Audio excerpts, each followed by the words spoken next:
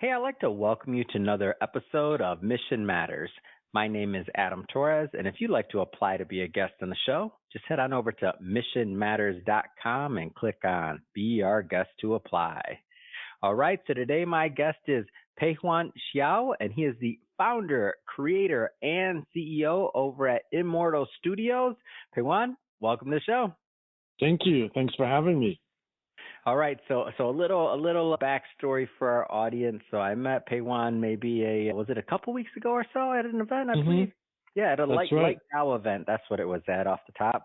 And you were telling me a little bit about Immortal Studios and what you were up to, and I'm like, oh man, I gotta have you on the show. Like, this is gonna be fun. So that's some backstory as to how we got here today. So yes. We're recording this February 6th. How are you doing in this rain, man? It's going crazy in LA right now. It is going crazy, but showing positive signs. It's starting to dry up just a little bit. Yeah, my mom called me yesterday. She's like, "Hey, Adam, I got a late call," and I'm like, "Oh, my mom doesn't call me very late. She's East Coast, so don't call me very late unless something's up." So I'm like, immediately answer the phone, and she's like, "Are you okay?" I'm like, "What do you mean, am I okay? What's going on?" She's like, "I saw the news," and they're all glued to the news. I'm like, I just walked back from the Apple store, Mom. Thank you for updating me that we're in a state of emergency. Hey, it was getting pretty hairy. Yeah. I just out of my own office, I've been watching my pool, and it's never been this full before from raining. I'm basically about 1 or 2 inches from my swimming pool, basically overflowing. Oh wow, that is that never happens. Huh. That's never happened. So yes, it's something real, and a new normal, unfortunately. So, Peihuan, disruption, Hollywood, two things when I think of Immortal Studios and what you're up to. Like, how are you doing this? There's just on several fronts. First of all, as a longtime producer, creator, and innovator within Hollywood, it's not like I'm coming in from outside the industry and saying a bunch of fanciful sounding things. So I think, but Hollywood has been ripe for disruption for quite some time. Part of it is that from a business model perspective, it's been operating on an engine that was created over 100 years ago. Let's make a widget, we'll make it, and then we'll go ahead and distribute it. We'll send it. It's hard to believe that, right? Though, like imagine other industries. Imagine a car, right? What if we were still we're operating off the Model T, without certain innovations? You'd be like, what? It doesn't make sense. No, it doesn't.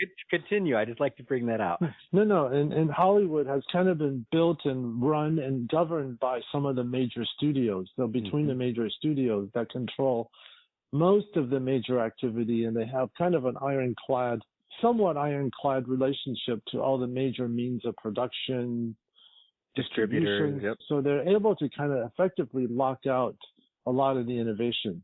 And part of the piece when I talk about disruption is fundamentally, I think, changing how content is developed, produced, and marketed. And one of the ways we're innovating and disrupting business as usual is that we have kind of brought the minimum viable product approach, an MVP approach, which is kind of what given the world all of our major technology projects that were able to bring their innovation to a live group of customers and in concert with their reactions in real time, kind of modify and change things up until they're perfected in concert with customers. So Hollywood has never really had an MVP for the content that it produces. And one of our first acts of innovation has really bringing in the MVP concept to Hollywood through digital comics.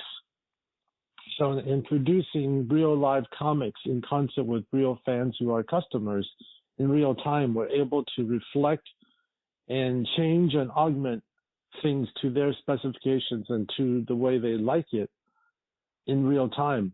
I was always a big, growing up, comic fan. I'm still a big anime fan. That's probably, if you go on Netflix or any of my other, that's what you see. That's all you're going to see. So my algorithm is trained. Where did it start for you? Were you always into comics? Was it anime? Was it how did that part of it start for you, that fascination? Well, I've been a lifelong, I would say, a pop cultural fan.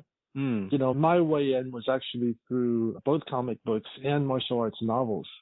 Mm. So I'm an avid consumer of those kind of things. But of course, the comics predates this MVP concept because everybody knows that, you know, comics and what they were able to build in concert with fans created the Marvel and the DC universes of today that are roughly the number one and number two global franchises ever. Which is crazy because if you think about the early years of like Stan Lee when he was trying to take it to the movies and everybody thought he was crazy. Like that was extra. No. And what's interesting is what you're talking about, that hold that the industry has on it. Yep. I mean, I can't prove this, but it's pretty convenient that after they own it, right, then all these things get produced. But when he owned it, when he was trying to be out there as an independent, trying to get these things produced, it wasn't happening. Well, I mean, look, there was a time that it was not a no-brainer.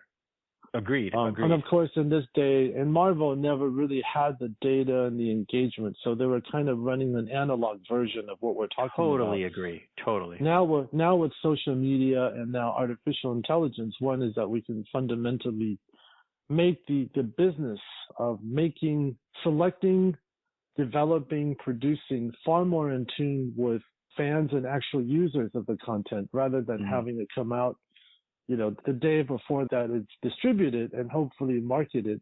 Then it's just about really buying really expensive marketing and distribution to get it in front of people. Whereas the approach that Immortal has taken is really, it's far more intelligence and engagement oriented than it's ever been. So that's one way that Hollywood is being disrupted by what we're doing. And of course, anytime you bring in a new voice or a new perspective, we're disrupting Hollywood, which has really been the domain of, I think, of Western pop entertainment by building an AAPI, Asian American kind of Eastern led storyverse in Hollywood. That's also another way of disrupting it, which is bringing new diverse voices and perspectives into what is essentially a global business. So I think we're disrupting it with a different kind of ideology and ideas that whose time has come in truly making Hollywood a global business that it's always intended to be, as opposed to serving the voice and perspectives of, frankly, a smaller minority of people. Talk to me about how maybe that concept has been received up to this point, because I feel like historically things have been so siloed, right? Like, you know what box put somebody in, and then that's the storyline, and this is the way we do things, and this is the way, you know, like, how has that been received? It's been phenomenal. If you consider that Asian faces up until maybe 10 years ago was never seen as really suitable to play real protagonists in real roles. Hard to believe, but not too long ago. So it was not believed it was possible. Yeah. And of course, now to this day where Asian faces are regularly top-lining major global sensations, whether it's Shang-Chi or Everything Everywhere All at Once, winning all the major categories in the Oscars. So it's a phenomenal moment, and frankly, it's still not enough if you consider the demographics of it all. So this is a trend we haven't even seen top off. Oh yeah, this is just like this is baby stuff right now. I don't know how to say it. It's baby stuff to what the potential is in the market. And up until now, as you know, ultimately entertainment is always about IP. And when you're remaking things for the fifth or sixth time, and you consider that Asian cultures and stories have been around for thousands of years and are incredibly pervasive, it's almost as though the industry woke up one day and realized, oh my goodness, there's so many vast sources of IP that we haven't really ever considered in this new day and age, as now they're looking for the next thing. And against this backdrop, we're seeing our genre, the martial arts fantasy genre, really replacing the space of Marvel and DC and capturing the imagination of young people, everybody 30 and under. And I think you talked about your love affair with anime and manga too. People have now really discovered this as the next preferred place. It's a really exciting moment, and we've been able to really capture all of that in what we're doing, whether it's the MVP or a focus on a genre that has been really, really trending incredibly strongly that not have an interconnected world yet. And this is where we come in. So between taking advantage of this cultural zeitgeist moment of a different kind of representation to a technology first, to how we actually run the business, and now to the inclusion of artificial intelligence to really build out and support human creators. The things that we're doing at an Immortal are all very innovative and indicative of the new Hollywood that's upon us. How does AI play into this? Like, I'm curious. Well, first of all, we just concluded our first 3-year run where we've effectively acquired one of the best martial arts fantasy libraries ever. So 61 titles strong, thousands of characters. Congrats on that, first of all. Yes. Congrats from inception to an accomplishment like that. Like, that's huge. Congrats. It is huge. So it automatically likens the comparisons to the Marvels and the DCs. And we've also assembled the deep domain expertise from the editor-in-chief of Marvel to the head of 20th Century Fox Global to the head of publishing from DC. We've assembled deep domain expertise in games, movies, and comics. And we've now successfully launched 6 major campaigns through Kickstarter that have now put all of our comics in the 1 percentile of performance with diehard pop cultural fans. We've assembled tens of thousands of readers who are now, very regularly supporting our initiatives. So and we also have now partnered with, some of the top creators, the writers and the artists on our platform. So we've assembled a very formidable group of assets that now position us to take the generative AI to the next level, because we have a data set of characters and stories that in our domain that is unparalleled. So we're not kind of borrowing other people's IP. We're uniquely using our own IP in an unfettered way. We also have human creators that we can lean into to really still lead the revolution now and be empowered by artificial intelligence as opposed to asking the machine just to write out of thin air. So between the human creators, the stories that we have, the pre-existing IP and the deep domain expertise, and without an attachment to legacy businesses and practices, that when you are a Hollywood major studio with tens of thousands of employees, you can't really change that quickly. You're so wedded to how things were done before, you simply couldn't even move, even if you wanted to. So we don't have the freight, that kind of weight. So as a nimble newcomer with all of the different assets that I just shared, we're in a unique position to really take AI for what it is, which is a moment to revolutionize entertainment. Which is super interesting. That's super interesting. Because on one end, some of the other industries that are affected by this, like I'll pick on one, for example, like banking.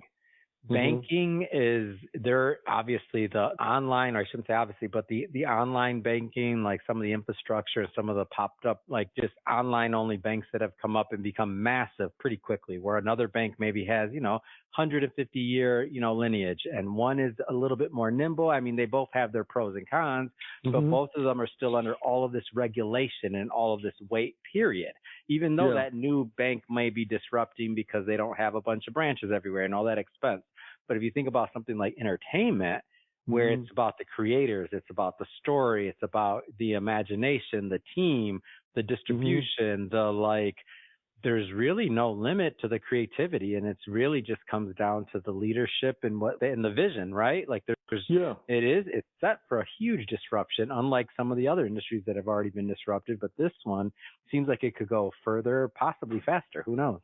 It can. And for us, what we're seeing is that our ability to come up and deliver stories cheaper, faster, and better and more targeted is unparalleled and unprecedented once you know how to use it. So we're in the process of building our own LLM, again, off of the own properties and our own creations that have been humanly created. But now that we know what the configurations of our creations are, we're in a place to really make it go a lot faster and more targeted and cheaper than it's ever been.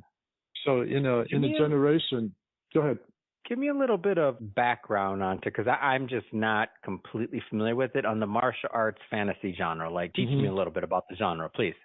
Well, its original name in Chinese is the wuxia genre, and this has been around for thousands of years.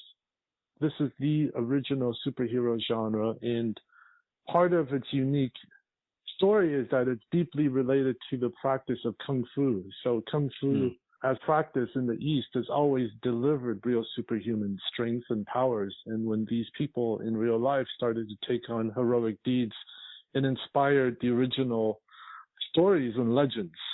And over time, these legends became comic books or novels.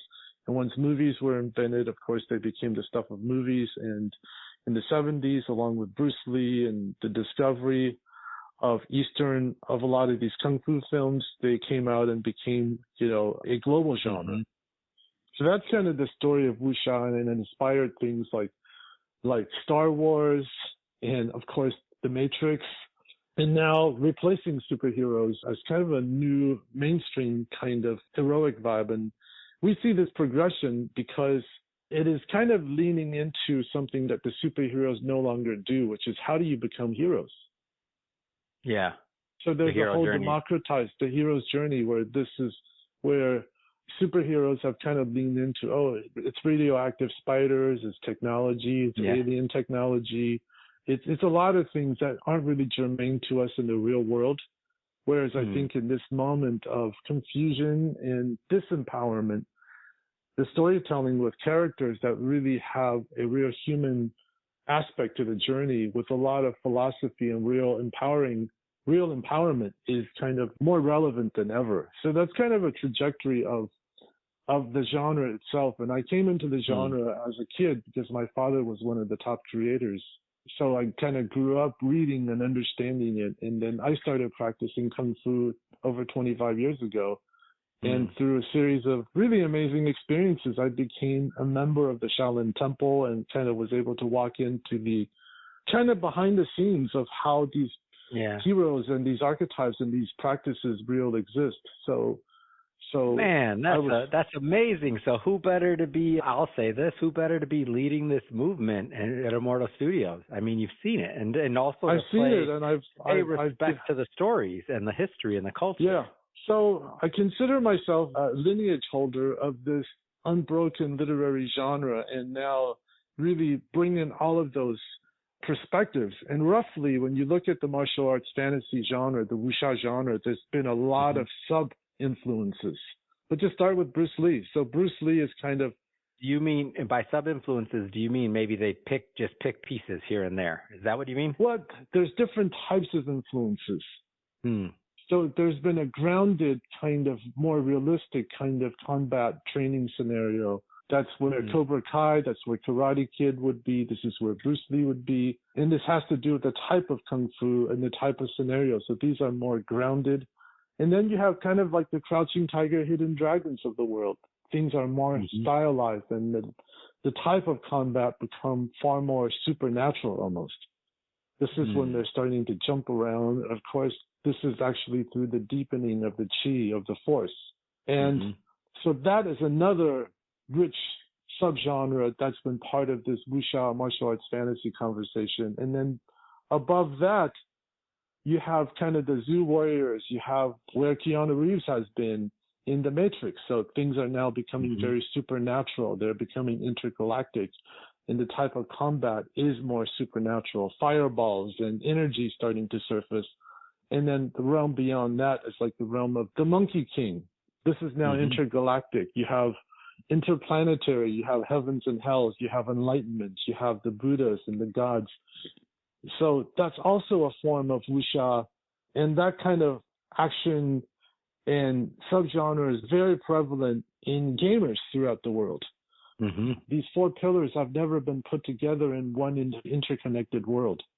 And what we've now effectively done is we've brought all four of those influences into one interconnected world in a universe of content and stories that we're now directly feeding into, so that we've now kind of philosophically and creatively harnessed all of those elements into one interconnected world, which wuxia has never had.